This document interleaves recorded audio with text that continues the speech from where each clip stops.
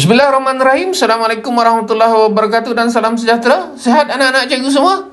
Okey, teruskan perjuangan untuk A+ SPM tahun depan. Dan seperti biasa untuk tutorial 4 ini, cikgu akan mulakan dengan melihat standard pembelajaran. Standard pembelajaran kita ialah menghubung kait peranan rakyat dan pemerintah dalam pemerintahan sebelum kedatangan Barat. Bermaksud, kita perlu mengaitkan peranan pemerintah dan rakyat. Dan kita juga akan melihat tentang kepentingan mematuhi undang-undang. Okey, untuk soalan kebat. Terus saja kita lihat apa yang terkandung dalam buku teks dulu. Sepintas lalu buku teks ada grafik yang cantik, menarik. Saya harap anak-anak boleh faham. Yang mustahak untuk anak-anak fahami ialah pertama, peranan sultan dulu. Apa peranan sultan? Detail itu perlu dilihat. Nanti dari latihan kita akan dapat. Okey, dalam kutek ada dinyatakan di situ ada 4 peranan sultan. Okey, yang kedua peranan pembesar. Okey, dinyatakan di situ ada 3 peranan pembesar. Cuma dalam kes ini anak-anak saya harap boleh faham antara konsep sistem serah dan sistem kerah. Apa yang perlu anak fahami? Kita cuba fahami. Mengutip hasil melalui sistem serah dan membekalkan tenaga tentera melalui sistem kerah. Bermaksud serah menyerahkan hasil seperti cukai, tapi kerah memberikan tenaga. Tenaga untuk bina jambatan atau kerja-kerja yang bersifat tanpa upah. Okey, memberi tenaga, membekalkan tenaga tentera, contohnya sistem kerah. Khususnya tentera lah masa tu. Tapi bukan tentera saja sistem kerah ini digunakan. Okey, kita lihat lain-lain. Wa'adat. Nanti ada satu latihan. Kita akan buat tentang konsep wa'adat, di mana janji antara sang Saparbah dengan Demang Lebar Daun berkaitan dengan ketaatan rakyat kepada rajanya. Okey, kita lihat ada lagi tak buku teks peranan rakyat. Okey, dan konsep hamba. Jadi rakyat itu akan terdiri daripada yang merdeka seperti peniaga, petani, tukang, nelayan. Tapi jangan lupa ada lagi satu golongan yang dipanggil sebagai hamba. Hamba raja, hamba berhutang, hamba biasa. Jadi hamba ini berlaku banyak sebab lah. Dan tamatlah untuk bab 1. Dan dalam tutorial 4 ini terus saja kita lihat latihan yang diberikan. Okey. Saya harap anak-anak telah mula menjawab. Bukan menjawab bermaksud menjawab dan memikirkan. Yang penting selain daripada menjawab, yang lebih penting kita memahami soalan. Dengan kata lain, kita belajar sejarah bukan semata-mata menghafal, tapi memahaminya. Lebih mudah kita faham untuk mengingat. Okey, kita teruskan untuk 9.1.4 menguraikan hubung kait peranan rakyat dan pemerintah dalam pemerintahan sebelum kedatangan Barat. Okey, soalan 5 sekarang. Dah 5 soalan kita buat. Okey, cikgu bacakan soalannya. Masyarakat Kesultanan Melayu Melaka terbahagi kepada 2, iaitu pemerintah dan diperintah. Buat begitu. Masa exam, soalan itu kita gariskan. Okey. Ini ialah soalan yang ada number begini. Tak payah buat ayat. Senaraikan 2 golongan pemerintah. Okey. 1 untuk sultan, 1 untuk pembesar, 2 markah. Okey. Jelaskan tentang pembahagian golongan rakyat dan hamba. Buka kurungan. Rakyat terdiri daripada pelbagai golongan. Satu markah, pelbagai. Bukannya satu golongan, ramai. Misalnya peniaga, satu contoh saja cikgu beri. Petani, tukang dan nelayan. Hamba pula, okey, terdiri daripada 3 jenis. Iaitu hamba raja, satu markah, hamba berhutang dan hamba biasa. Cukup-cukup saja isinya di sini. Pelbagai golongan, peniaga, 3 jenis, hamba raja. 4 garis-garis. Tidak ada maksima ya. Kalau ada maksima itu bermaksud yang kita beri lebih. Okey, untuk soalan 5C, soalan struktur ini, golongan pemerintah dan rakyat perlu melaksanakan peranan masing-masing sebagai tanda patuh kepada perundangan Kerajaan Kesultanan Melayu Melaka. Beri ulasan anda. Okey, kita mulakan. Golongan pemerintah dan rakyat perlu melaksanakan peranan masing-masing. Ya. Apa peranan itu perlu diulas. Peranan golongan pemerintah iaitu sultan ialah menaungi satu markah dan menjaga keselamatan rakyat negeri baginda. Okey, cikgu nak bagi 2 di sini. Menaungi 1, keselamatan 2. Sultan juga berperanan mewujudkan perpaduan rakyat. Okey. Peranan pembesar pula ialah memelihara keamanan 1 dan kebajikan rakyat di kawasan pegangan. Mereka menjadi perantara antara sultan dengan rakyat. Perantara. Sementara itu peranan rakyat ialah menunjukkan taat setia kepada pemerintah. Rakyat ada yang menjadi tentera.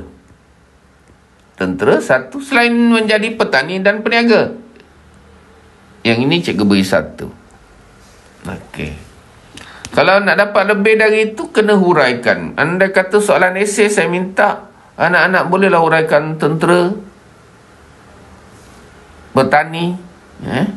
Tetapi ini pun sebenarnya, walaupun ada perkataan selain menjadi petani, kadang-kadang ayat sebegini pun membolehkan anak dapat markah tambahan. Bukannya kita sengaja untuk letak begitu, kita rasa kita tak dapat apa-apa. Jadi cuba elakkan kita buat koma, bina ayat baru. Tetapi ini 4 markah kan. Jadi cikgu buat ayat yang berringkas. Rakyat turut menyumbang tenaga kerja melalui sistem kerah. 1 markah. Seperti membina istana, jalan. Sebenarnya dalam buku itu ada juga yang saya ingat, yang penting di situ dinyatakan dalam sistem kerah. Ada yang akhir tadi kita tengok Yang penting dalam sistem kerah ini ialah memberi bekalan tentera. Tak apalah. Okey, tak ada masalah. Mana-mana contoh boleh diberi. Okey, menaungi 1 markah, keselamatan 2 markah, kemudian 3 perpaduan, 4 keamanan, 5 kebajikan, 6 perantara, 7 taat setia, 8 tentera, 9 petani, 10 tenaga kerja, 11 istana. Agak laju cikgu menyebut tetapi anak-anak boleh mengulang-ulangkan video ini. Okey, banyak dapat tu. Jadi kita boleh bersedia juga untuk soalan AC. Okey, kita tak ada masalah. Cuma yang sebelum ni kita dapat 19 kan? Yang ini tetap boleh dapat markah 10. Okey. Satu lagi latihan yang diberi sebagaimana cikgu ada sebutkan tadi tentang wa'dat. Janji antara Sang Saperba dengan Demang Lebar Daun. Sang Saperba mewakili pemerintah, Demang Lebar Daun mewakili rakyat yang diperintah. Soalan 6, petikan berikut berkaitan dengan wa'dat antara pemerintah iaitu Sang Saperba dengan rakyat iaitu Demang Lebar Daun. Okey. Maka titah Sang Saperba, hendaklah segala anak cucu hamba Jikalau ada salah sekalipun. Okey, minta maaf cikgu tak. Okey. Atau zalim, atau jahat pekertinya, janganlah segala hamba Melayu deraka dan menitikkan darahnya ke bumi, jikalau mereka itu akan cedera, berundur sehingga ditakluk negerinya juga. Jawab Demang Lebar Daun, baiklah tuanku, tetapi anak cucu duli tuanku dahulu mengubahkan. Maknanya dalam perjanjian ini, kalau salah seorang engkar, maka anak cucu patik pun akan berubah. Yang ini kita kena fahami betul-betul. Bermaksud Sang Saparba mewakili pemerintah, sementara Demang Lebar Daun mewakili diperintah. Perlu akur dengan wadat ini. Jika salah satunya ingkar, maka rakyat, tengok ni, anak cucu duli tuanku boleh mengubahkannya. Bermaksud tidak patuh dengan wadat ini. Okey, boleh dibincangkan bersama guru anda dalam perbincangan di kelas-kelas ya. Apakah peranan sultan ke atas rakyat jelata? Okey, ini sebenarnya boleh menjadi soalan kebat. Jawapan munasabah pun boleh diterima. Peran sultan ke atas rakyatnya ialah menaungi rakyat. Jadi sultan mesti menaungi, raja perlu menaungi. Jadi jika tidak menaungi, pemerintah seorang raja dianggap engkar bukan engkar tidak patuh pada wadat Okey. Sultan juga menjaga keselamatan rakyat. Jadi ini semua perlu dilakukan oleh sultan Sultan juga menjaga keselamatan rakyat jelata. Baginda perlu mewujudkan perpaduan rakyat. Baginda juga bertanggungjawab terhadap kemakmuran ekonomi. Okey, kita elakkan jawapan kita berulang-ulang. Contohnya, kalau kita dah beri perpaduan, janganlah kita beri bersatu padu pula ya. Kita dah beri keselamatan tadi. Macam ini kita beri keselamatan, kita beri yang serupa dengannya seperti keamanan. Jangan. Kalau boleh kita tukar idea dengan lebih tepat lagi. Di samping bertanggungjawab ke atas kestabilan kerajaan. Tak maaf cikgu lock dulu. Okey. So, kestabilan boleh dapat satu. Akhir sekali, sultan juga memperkenalkan undang-undang untuk mengawal rakyat. Okey, memperkenal undang-undang. Jadi di sini boleh tak dapat 6? Okey, yang pertama agak rapat jawapannya, menaungi. Kedua, keselamatan. Ketiga, perpaduan. Keempat, bertanggungjawab. Kelima, kestabilan. Memperkenalkan undang-undang yang keenam. Okey, cukup di sini Okey, 6 garis-garis. Okey. Cikgu teruskan untuk soalan B. Jelaskan peranan pembesar dalam membantu. Okey. Jelaskan peranan pembesar dalam membantu. Peranan pembesar. Okey, membantu seorang sultan. Buka kurungan. Tak maaf rasa letih pula cikgu. Buka kurungan, peranan pembesar dalam membantu ke seseorang sultan ialah memelihara keamanan rakyat di kawasan pegangan. Okey, kawasan yang di bawah kuasa pembesar tersebutlah ya. Pembesar juga perlu memelihara kebajikan rakyat di kawasan pegangan. Apa lagi peranan pembesar? Pembesar harus menjadi perantara antara sultan dengan rakyat. Di samping mengutip hasil satu di kawasan pegangan. Salah ni ejaan bukannya penggangan, pegangan. Okey, melalui sistem kerah. Pembesar juga perlu membekalkan tenaga tentera melalui sistem serah. Berapa kita dapat? Dapat 6 tak? Okey, kita lihat semula. 1, keamanan. 2, kebajikan. 3, perantara. 4, mengutip hasil. Okey, kelima, membekalkan tenaga tentera. 5 je ni. Tak apalah, kurang. Anak-anak boleh cari idea yang lain. Tetapi sebenarnya sistem kerah ini pun sepatutnya boleh dapat lah. Cuma cikgu di sini nak bagi 5 juga. Seharusnya ayat yang kita bina untuk lebih selamat, kita buatlah pecahan ayat sistem serah dan sistem kerah. Contoh, di samping itu, pembesar juga mempunyai peranan khusus melalui sistem serah. Noktah. Dalam sistem ini, pembesar boleh mengutip hasil di kawasan pegangannya. Boleh buat ayat macam tu. Saya harap cikgu dapat beri contoh yang terbaik lah untuk anda. Begitu juga ayat yang berikutnya. Contoh kita sambung lagi ayat. Selain itu dalam sistem serah, dalam sistem kerah, apa boleh dapat Selain itu dalam sistem kerah, pembesar juga mempunyai peranan khusus terhadap sultannya. Noktah. Dalam sistem ini, pembesar perlu membekalkan tenaga tentera. Okey, faham ya anak-anak Jadi sepatutnya, seharusnya lah binalah ayat yang tersendiri untuk sistem serah, sistem kerah. Tapi dengan ayat sebegini, cikgu memang nak bagi 5 je. Harap-harap anak faham maksud cikgu. Untuk soalan 6C, bersetujukah anda rakyat perlu taat kepada pemerintah yang adil? Beri alasan anda. Soalan sebegini perlu menyatakan pendirian anda. Ya, setuju. Kalau tidak, nyatakan tidak setuju. Okey, 1 markah untuk pendirian, iaitu setuju. Buka kurungan.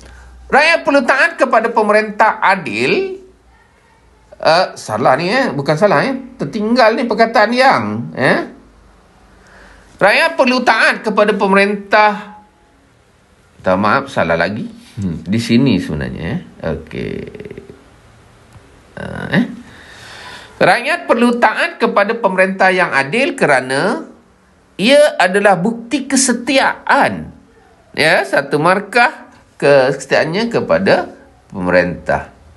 Ia juga menunjukkan rakyat mematuhi segala arahan pemerintah. Mematuhi arahan. Rakyat juga perlu taat agar tidak menderhakai raja, tidak menderhaka. Okey, itu alasan-alasannya. Okey, rakyat turut taat kerana takut ditimpa tulah. Okey, apa lagi? Alasan-alasan yang boleh diberi rakyat perlu taat kepada pemerintah yang adil. Rakyat yang menjadi tentera perlu lebih taat lagi kerana mereka menjaga keselamatan negara. Okey, jadi ini soalan dan munasabah yang diberikan idea oleh pelajar sendiri Rakyat juga perlu taat agar berlaku persefahaman antara siapa ni? Antara raja antara raja dan rakyat lah Okey, tapi dalam kes ini kita boleh betulkanlah seperti gotong royong. Ketaatan membolehkan rakyat bebas bekerja seperti menjadi pengayuh dan pendayung kapal. Bebas bekerja. Contoh ini cikgu nak beri Yang atas cikgu beri 1 je lah sebab macam tak sempurna ayat itu Rakyat juga perlu taat agar berlaku persefahaman. Sepatutnya ada tambah tu, antara raja dan rakyat. Maka jika tidak ada persefahaman raja dan rakyat, mungkin kerja-kerja amal seperti gotong royong tak dapat diadakan. Dan seterusnya, rakyat bebas bekerja. Contoh pun cikgu beri, menjadi pengayuh atau pendayung kapal perang. Okey. Rakyat Yang taat akan menyumbang tenaga kerja. Bolehlah beri satu melalui sistem kerah. Okey, tak apa. Kita tutup di sini. Dan beri contoh seperti membina istana atau jalan. Jadi anak-anak keseluruhannya boleh dapat banyak di sini ya. Apakah alasan yang perlu diberi menunjukkan kita bersetuju rakyat perlu taat kepada pemerintah yang adil? Yang pertama, pendirian kita beri. Yang kedua, kenapa rakyat perlu taat kepada pemerintah yang adil? Bukti kesetiaan. Kedua, kenapa? Untuk tanda mematuhi arahan. Okey. Yang ketiga, tidak menderhakai. Maknanya jika tidak taat, itu tanda rakyat derhaka. Lain daripada itu, mereka juga taat kerana takut ditimpa tulah. Juga kerana rakyat yang menjadi tentera perlu taat demi keselamatan negara. Lain daripada itu, persefahaman. Jika dapat diberi contoh dengan lebih baik, boleh dapat 2 di sini. Jangan ambil mudah. Ini minta maaf lah kesilapan contoh sampel skrip cikgu beri ini. Tak berapa kemas. Contoh, rakyat juga perlu taat agar berlaku persamaan antara raja dan rakyat. Seperti apabila rakyat dikerah mengadakan gotong royong, membina jambatan contohnya, mereka akan akur arahan raja. Boleh buat begitu. Boleh dikemaskan ayat itu. Yang terusnya, rakyat bebas bekerja. Kemudian contoh pengayuh. Kemudian tenaga kerja. Air sekali istana. Berapa dapat tu semua? 1, setuju. 2, bukti kesetiaan. 3, arahan. 4, menderhakai. 5, tulah. 6, keselamatan. 7, persefahaman. 8, bebas bekerja. 9, pengayuh. 10, tenaga kerja. 11, istana. Wah, banyak. Walau bagaimanapun ya, anak-anak bolehlah bincang kembali dengan cikgu, kemaskan ayat mengikut kemampuan masing-masing. Jadi untuk sampel ini ya, walaupun sampel ini cikgu sediakan, cikgu sendiri finalkan dia tak boleh dapat penuh. Dapat 11, 19 saja. Okey. Okey, selepas ini tutorial 5 kita akan mengusus kepada soalan-soalan objektif ya. Ada soalan objektif cikgu sediakan di situ, boleh cuba dulu. Ada untuk bab 1 ini 20 soalan ya. Dan setiap soalan objektif itu ada rujukan. Boleh lihat modul cikgu, ada halaman muka suratnya. Boleh rujuk juga buku teks. Okey, ada halaman muka suratnya. Mudah bukan? Okey, itu saja untuk tutorial kali ini. Kita jumpa lagi agak panjang Dan untuk tutorial 5 kita akan khususkan latihan objektif dan kita buat rumusan rumusan keseluruhan bab 1. Itu saja, jumpa lagi. Terima kasih. Assalamualaikum warahmatullahi wabarakatuh dan salam sejahtera.